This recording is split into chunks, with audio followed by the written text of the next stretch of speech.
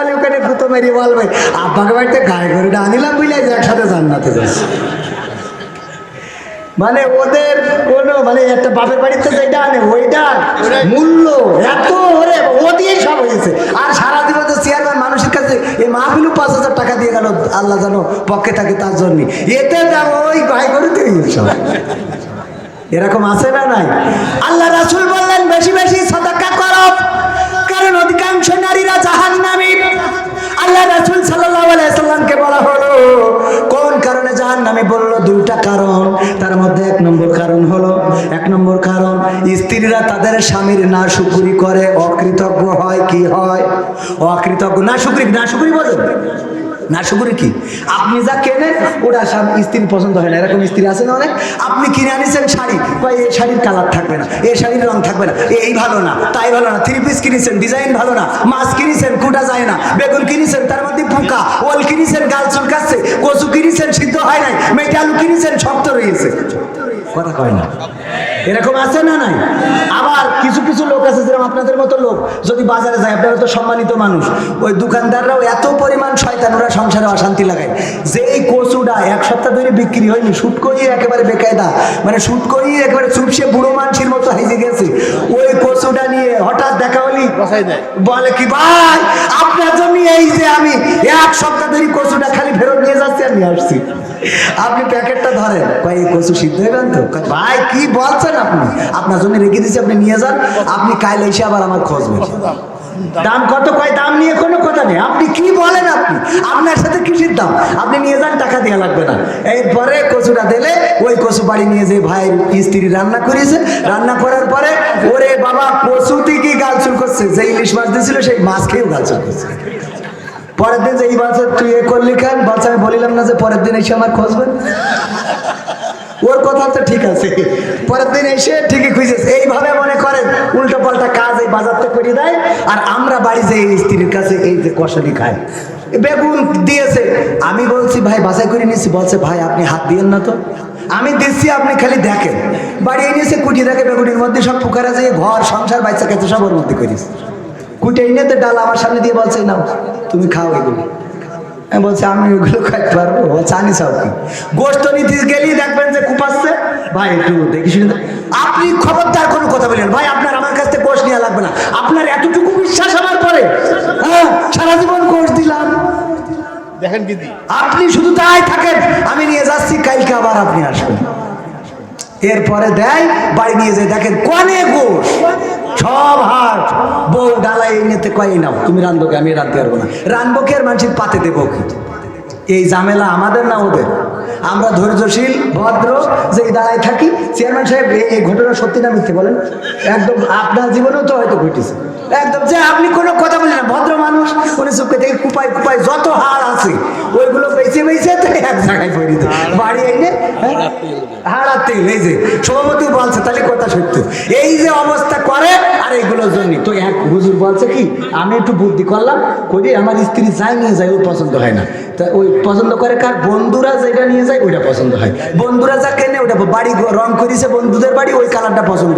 শাড়ি কিনেছে তো, আমি একটা শাড়ি কিনেছি সাতক্ষীরাতে, কিনে নিয়ে যে ডাইনিং টেবিলে রাখিছি, আমার বউ খাতি দিয়ে বলছে যে শাড়ি কার? ছটফট করতেছে খালি যে শাড়িটা কার জানার জন্য। তা আমি বললাম আমার দোস্ত কবির বিন সামাদ, ওর বউর জন্য শাড়িটা কিনেছে। বলছে দেখো তুই কালারটা কত সুন্দর, কত সুন্দর পাট, কত সুন্দর সুন্দর, আর তুমি যা কেন থাকি আমার আব্বা যে আমার কার সাথে বিয়ে দিয়েছিল, আমি সারা জীবন চলিয়ে পিড়ে সরকারে নিয়ে গেলাম। বলছে আমি স্ত্রী বললাম স্ত্রী তোমার কি শাড়ি পছন্দ হয়েছে? তা বলছে পছন্দ হবে না, দেখি তুমি পছন্দ কি কিনেছো? আল্লাহ তো তোমার চোখ দেয় নাই, দুটো মার্বেল দিয়েছে। এই শাড়ি পছন্দ হবে না কেন? কালারটা কত সুন্দর, সুতোটা কত সুন্দর, পায়টা কত সুন্দর। তা বলছে শাড়ি যদি তোমার পছন্দ হয় তুমি নাও। আমারও বন্ধু কবির বিন সামাদ, আজ যাই হোক সে আওয়ামী লীগ করে না, ওর কাঠি খুলতে পারবে, ও আমাদের কাঠি খুলতে পারবে না, আর আমরা ওর কাঠি খুলে দিতে পারবো, তুমি এটা নিয়ে নাও। তো এই কথা বললে শাড়ি দাওয়াত দিয়েছে, আরে বাবা বউ খুব খুশি যে শাড়ি একটা পাইছি। শোয়ার সময় স্বামী বলতেছে, সত্যি কি তোমার শাড়িটা পছন্দ হয়েছে? বলছে যে তুমি তো কেননি, তুমি কিনলি আসলে আমার পছন্দ হয় না, কারণ তোমার চয়েস ভালো না, এই জন্যই তোমার বন্ধু কিনেছে, এই কালারটা পছন্দ হয়েছে, অমায়িক অসাধারণ একটা শাড়ি। বলছে স্ত্রী দেখো একটা সত্যি কথা বলি, ঘুমাতে চাই, কারণ ঘুমালি তো মানুষ মরা, সকালবেলা উঠবো কি না উঠবো আল্লাহ সেই ভালো জানে। তো সত্যি একটা কথা বলি তোমার। বলছে কি? বলছে যে দেখো আমি তোমার কত ভালোবাসি, তোমার ভালোবেসে সাতক্ষীরাতে আমি নিজে চয়েস করে এই শাড়িটা তোমার জন্য কিনেছি শোনা। তা বলছে সত্যি সত্যি তুমি কিনেছ? তা বলছে হ্যাঁ আমি কিনে। বলছে তাহলে এর রং থাকবে না,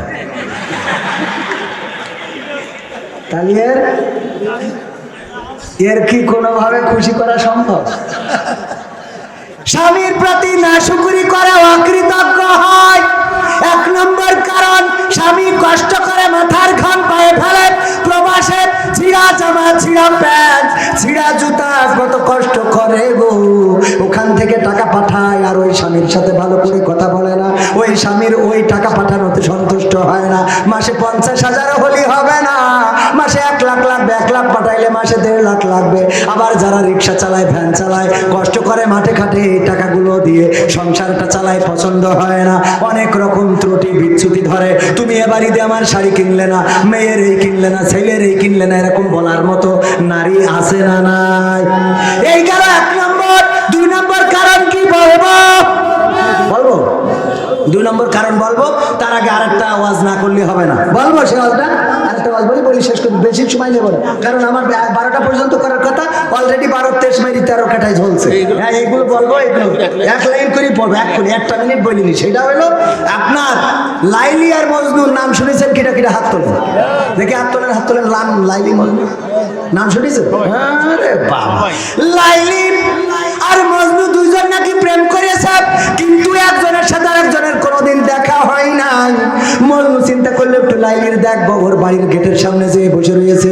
লাইলি রে, তোমারে দেখার জন্য গেটের সামনে বসলাম, তোমার সাথে একটু দেখা করতে চায়, কিন্তু লাইলি দেখা দিতে চায় না, লাইলি দেখা দেয় না। লাইলি প্রতিদিন বান্ধবী দিয়ে 1 গ্লাস করে দুধ পাঠায় দেয়, এই নাও দুধ খাওয়াবা।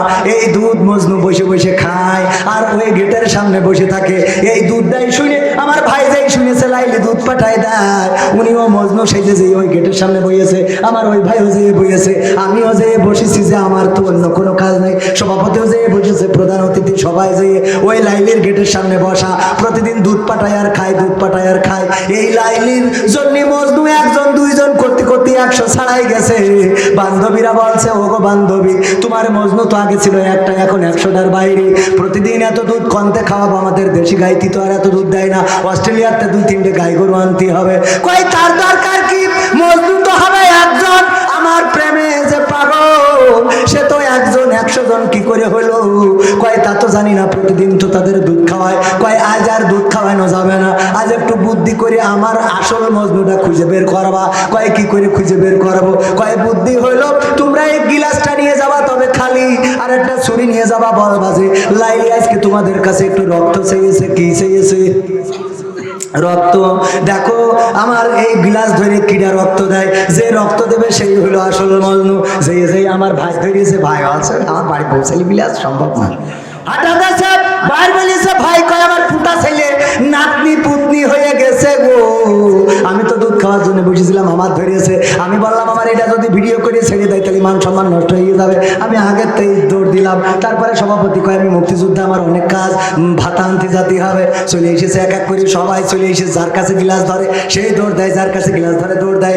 আসল যে মজনু, তার কাছে যখন গিলাস ধরেছে গো, বলতেছে ছুরি দাও, ছুরি দিয়েছে, ঘেঁচাং করে কেটে গিলাস ভরে দিয়ে বলছে যাও নিয়ে যাও লাইলির জন্য। তাহলে আসল মজনু পাওয়া গেছে না যায় নাই? কথা কয় না? আমরা আল্লাহর পাগল, কোরআনের পাগল, ইসলামের পাগল, মসজিদের পাগল, মাদ্রাসার পাগল, দাড়িওয়ালার পাগল, টুপিওয়ালার পাগল, কিন্তু যখনই খালি গিলাস ধরা হয় তখনই পাগল ভালো হয়ে যায় রে। আজকে একটু পরীক্ষা করবো, খালি গিলাস ধরবো, দেখবো কারা কারা আসলে আল্লাহর পাগল, মসজিদের পাগল, মাদ্রাসার পাগল, রাসূলের পাগল, দাড়িওয়ালার পাগল, টুপিওয়ালার পাগল, মাহফিলের পাগল। এখন একটু দেখা যাবে আমার ভাইয়েরা, এই মসজিদের উন্নয়নের জন্য কিছু টাকা পয়সা দান করতে হবে। আমার ডাইন থেকে বাম, বাম থেকে ডাইন, সামনে পিছনে দাঁড়ানো বসা মা বোনেরা, পর্দার অন্তরালে যেখানে যা আছেন, পকেটে যা আছে, বিড়ি সিগারেট গ্যাস লাইট সহ সব কিছু আল্লাহর ঘরে দেওয়ার জন্য তাড়াতাড়ি করে চলে আসেন। 5 মিনিট 10 মিনিট বেশি সময় নেওয়া যাবে না। যে যায় আসবেন গো।